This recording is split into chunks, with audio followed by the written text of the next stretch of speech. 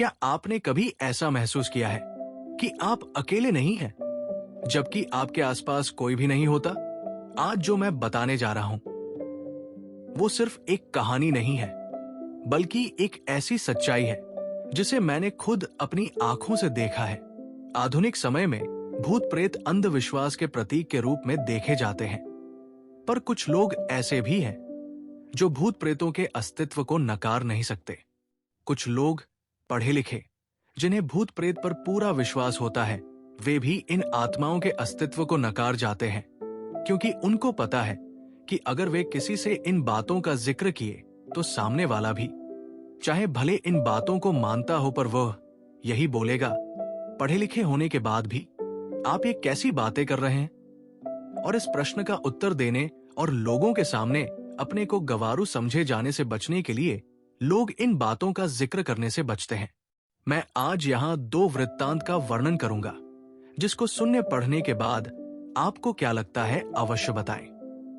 खैर, मैं भी तो भूत प्रेत को नहीं मानता, पर कभी कभी कुछ ऐसी घटनाएं घट जाती है कि भूत प्रेत के अस्तित्व को नकारना बनावटी लगता है।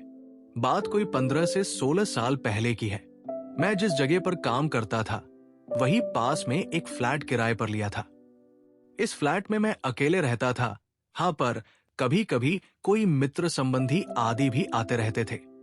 इस फ्लैट में एक बड़ा सा हॉल था और इसी हॉल से संबंध एक बाथरूम और रसोई घर। एक छोटे से परिवार के लिए यह फ्लैट बहुत ही अच्छा था, और सबसे खास बात इस फ्लैट की यह थी कि यह पूरी तरह से खुला खुला था। मैं आपको बता दूं कि इस फ्लैट का हॉल बहुत बड़ा था और इसके पिछले छोर पर शीशे जड़ित दरवाजे लगे थे, जिसे आप आसानी से खोल सकते थे। पर मैं इस हॉल के पिछले भाग को बहुत कम ही खोलता था, क्योंकि कभी कभी भूलवश अगर ये खुला रह गया तो बंदर आदि आसानी से घर में आ जाते थे और बहुत सारा सामान इधर उधर कर देते हैं। आप सोच रहे होंगे कि बंदर आदि कहां से आते होंगे, तो मैं आप लोगों को बताना भूल गया कि ये हमारी बिल्डिंग एकदम से एक सुनसान किनारे पर थी और इसके अगल बगल में बहुत सारे पेड़ पौधे, जंगली झाड़ियां आदि थी। अपने फ्लैट में से नीचे झांकने पर सांप आदि जानवरों के दर्शन आम बात थी। एक दिन शाम के समय मेरे गांव का ही एक लड़का, जो उसी शहर में किसी दूसरी कंपनी में काम करता था, मुझसे मिलने आया। मैंने उससे कहा कि आज तुम यहीं रुक जाओ और सुबह यहीं से ड्यूटी चले जाना। पर वो बोला कि मेरी ड्यूटी सुबह 7 बजे से होती है, इसलिए मुझे 5 बजे जगना पड़ेगा, और आप तो 7 से 8 बजे तक सोए रहते हैं, तो कहीं मैं भी सोया रह गया तो मेरी ड्यूटी नहीं हो पाएगी। इस पर मैंने कहा कि कोई बात नहीं, एक काम करते हैं, 4 बजे सुबह का अलार्म लगा देते हैं और तू जल्दी से जगकर अपने लिए टिफिन भी बना लेना, पर हाँ, एक काम करना, मुझे मत जगाना। इसके बाद वो रहने को तैयार हो गया। रात को खा पी कर लगभग 11.30 तक हम लोग सो गए। हम दोनों हाल में ही सोए थे। मैं खाट पर सोया था और वो लड़का लगभग मेरे से 2 मीटर की दूरी पर चटाई बिछाकर नीचे ही सोया था। एक बात और, रात को सोते समय भी मैं हाल में 0 वाट का बल्ब जलाकर रखता था।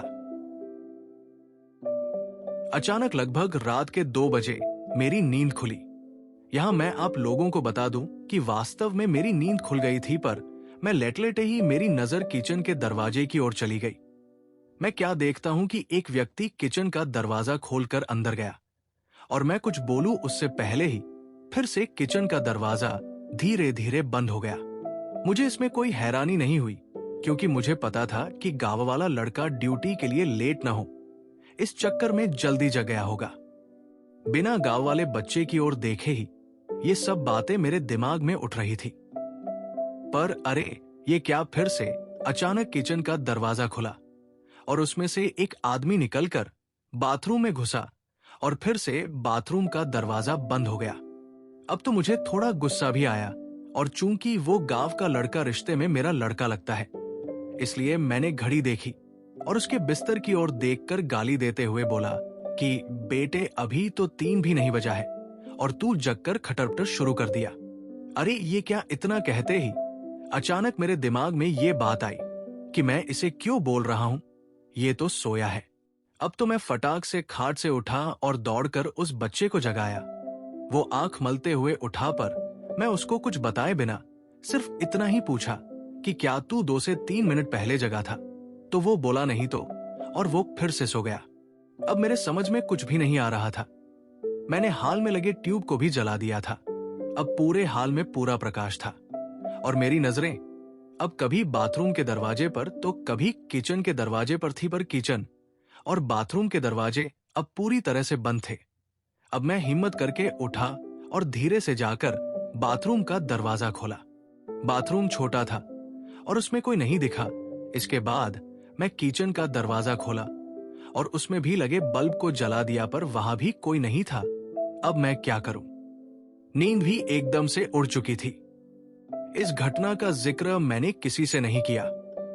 मुझे लगा ये मेरा वहम था और अगर किसी को बताऊंगा तो कोई मेरे रूम में भी शायद आने में डरने लगे। इस घटना को बीते लगभग 1 महीने हो गए थे और रात को फिर कभी मुझे ऐसा अनुभव नहीं हुआ। एक दिन मेरे गांव के 2 लोग हमारे पास आए। उनमें से एक को विदेश जाना था और दूसरा उनको छोड़ने आया था। वे लोग रात को मेरे यहां ही रुके थे और उस रात मैं अपने एक रिश्तेदार से मिलने चला गया था और रात को वापस नहीं आया। सुबह सुबह जब मैं अपने रूम पर पहुंचा तो वे दोनों लोग तैयार होकर बैठे थे और मेरा ही इंतजार कर रहे थे। ऐसा लग रहा था कि वे बहुत ही डरे हुए और उदास हो। मेरे आते ही वे लोग बोल पड़े कि अब हम लोग जा रहे हैं। मैंने उन लोगों से पूछा कि फ्लाइट तो कल है, तो आज की रात आप लोग कहां ठहरेंगे? उनमें से एक ने बोला रोड परसों लेंगे, पर इस कमरे में नहीं। अरे अब अचानक मुझे 1 महीना पहले घटित घटना याद आ गई। मैंने सोचा तो क्या इन लोगों ने भी इस फ्लैट में किसी अजनबी आत्मा को देखा? मैंने उन लोगों से पूछा कि आखिर बात क्या हुई, तो उनमें से एक ने कहा कि रात को कोई व्यक्ति आकर मुझे जगाया और बोला कि कंपनी में चलते हैं। मेरा पर्स वही छूट गया है। फिर मैं थोड़ा डर गया और इसको भी जगा दिया। इसने भी उस व्यक्ति को देखा। वो देखने में एकदम सीधा साधा लग रहा था और शालीन भी। हम लोग एकदम डर गए थे क्योंकि हमें वो व्यक्ति इसके बाद किचन में जाता हुआ दिखाई दिया था और उसके बाद फिर कभी किचन से बाहर नहीं निकला और हम लोगों का डर के मारे बुरा हाल था। हम लोग रात भर बैठकर हनुमान का नाम जपते रहे और उस किचन के दरवाजे की ओर टकटकी लगाकर देखते रहे, पर सुबह हो गई है और वो आदमी अभी तक किचन से बाहर नहीं निकला है। अब तो मैं भी थोड़ा डर गया और उन दोनों को साथ लेकर तेजी से किचन का दरवाजा खोला, पर किचन में तो कोई नहीं था। हाँ, पर किचन में गौर से छानबीन करने के बाद हमने पाया कि कुछ तो गड़बड़ है। जी हाँ, दरअसल फ्रिज खोलने के बाद हमने देखा कि फ्रीज में लगभग जो 1 किलो टमाटर रखे हुए थे वे गायब थे और टमाटर के कुछ बीज, रस आदि वहीं नीचे गिरे हुए थे और इसके साथ ही किचन में एक अजीब गंध फैली हुई थी। खैर पता नहीं ये हम लोगों को वहम था या वास्तव में कोई आत्मा हमारे रूम में आई थी। मैंने इससे छुटकारा पाने के लिए उस फ्लैट को ही चेंज कर दिया और दूसरे बिल्डिंग में आकर रहने लगे। आज भी मैं नहीं जान पाया वो आदमी कौन था, पर एक बात जरूर समझ आ गई। कुछ दरवाजे सिर्फ बंद करने के लिए नहीं होते, बल्कि कभी कभी उन्हें खोलना ही नहीं चाहिए।